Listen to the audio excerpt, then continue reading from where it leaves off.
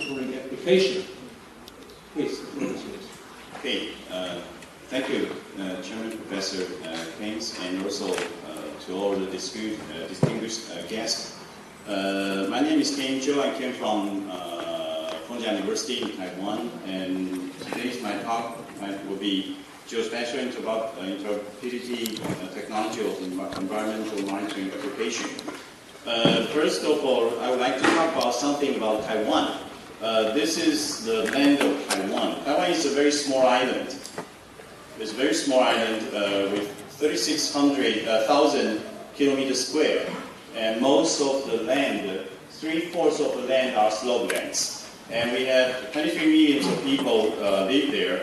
And two of the major nature hazards each year are the earthquakes and typhoon. And this is how many earthquakes we are suffering each year. Each year in Taiwan, there are more than 1,200 sensible earthquakes happen each year in Taiwan, in the entire island. And for some of the seismic facilities, it can record about even more than 20,000 earthquakes per year. And this is the typhoons in the past 20 years, which invaded Taiwan. So we're suffering about typhoon, about earthquake each year. And those are the two major nature disasters which we have to face every year. And that is the reason the kind of information interoperability in Taiwan is very important, especially concerned about the disaster information. This is one of the typhoon events in Taiwan just 2 years ago. It's a Typhoon Morak in 2009. It poured down from the sky in 3 to 4 days. More than, it's almost 3,000 millimeters of rainfall poured down from the sky in 3 to 4 days. And that's the record high in Taiwan's history for the past 50 years.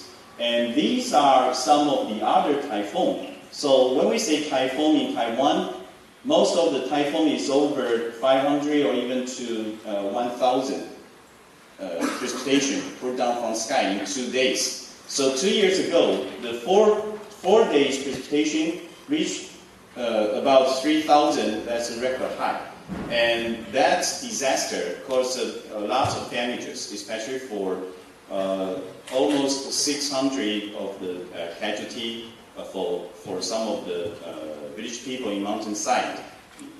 So in Taiwan, the government has to face about this kind of nature disaster. So we have to collect and we have to publish and share between different kind of agents for different information. So, like this is one of example for one of the watershed reservoir in Taiwan, which provide the drinking water of the entire Taipei city.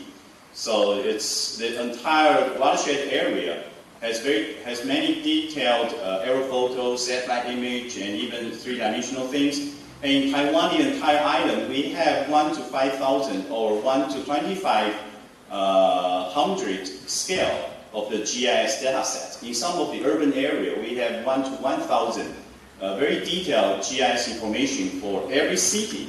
And also in Taiwan, there are lots of LiDAR facility equipping the airplane, or even in some of the street view car equipped with 3D scanner or even LiDAR, all those kind of things. So make the data collecting in Taiwan and also to create a kind of, we say, cyber city or even smart city much easier in Taiwan, because we can easily get all the information about the image, about the data sets, and even with the content itself. So we have a lot of different type of information in Taiwan already exist.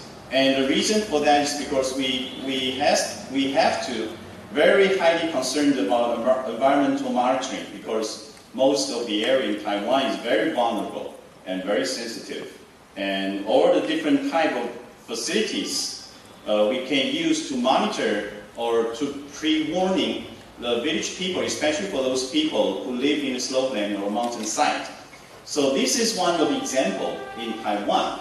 In Taiwan, the government set up several monitoring stations in mountainside or slopland area. This kind of debris flow monitoring station can provide a very good pre-warning system for village people, especially for those downstream people.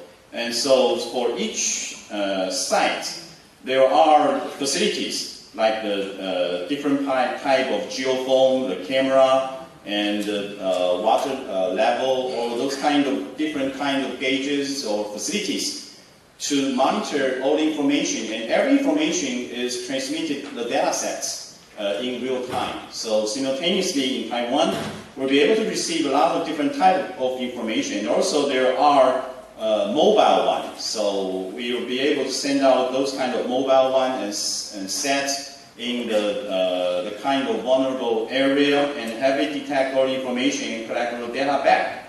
So in Taiwan, there are lots of different monitoring sites equipped with all this kind of different, either for weather or for some kind of disaster monitoring sensors. So there are lots of sensors in Taiwan.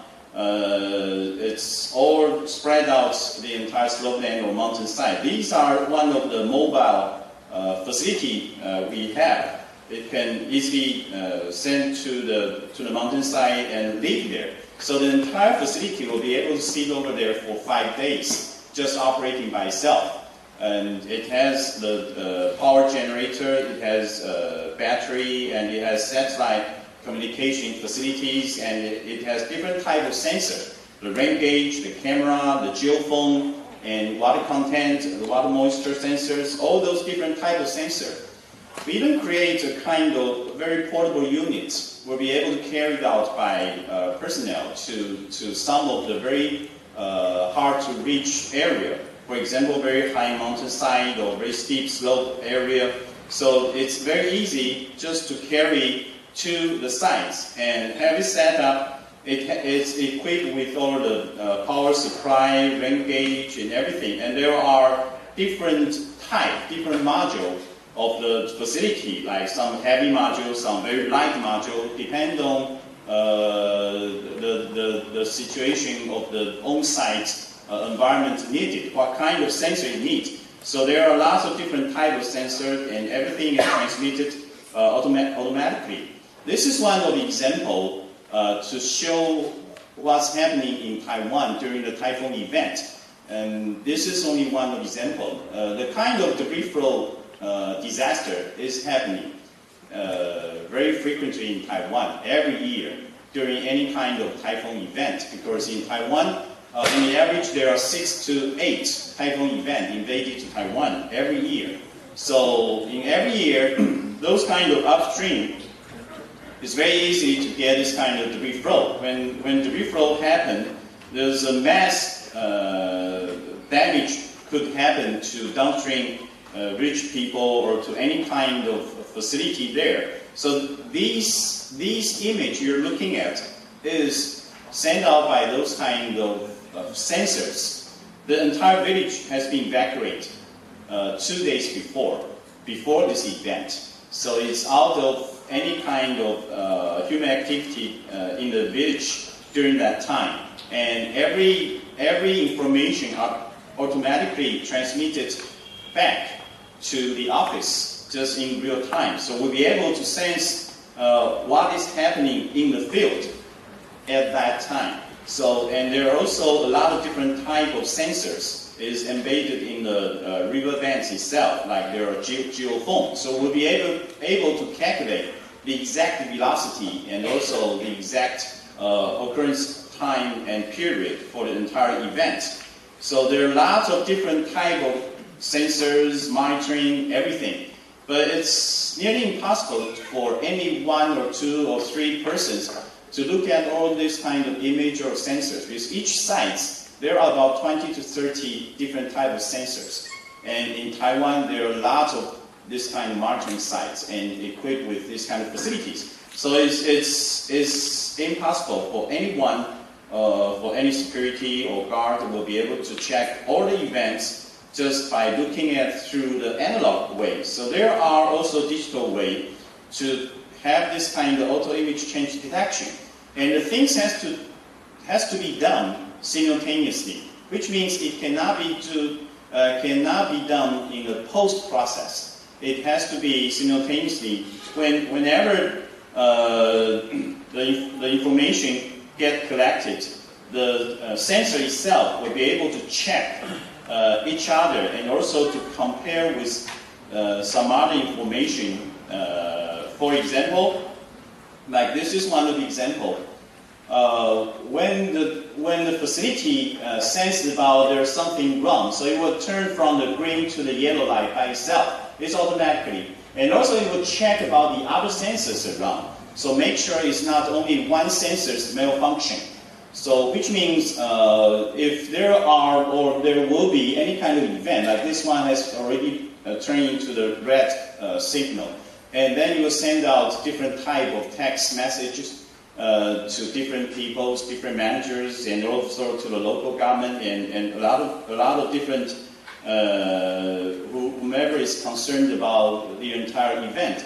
In Taiwan, besides of the satellite image, aerophoto, and there are also several UAV facilities in Taiwan, will be able to capture on-site information, especially after any event happened.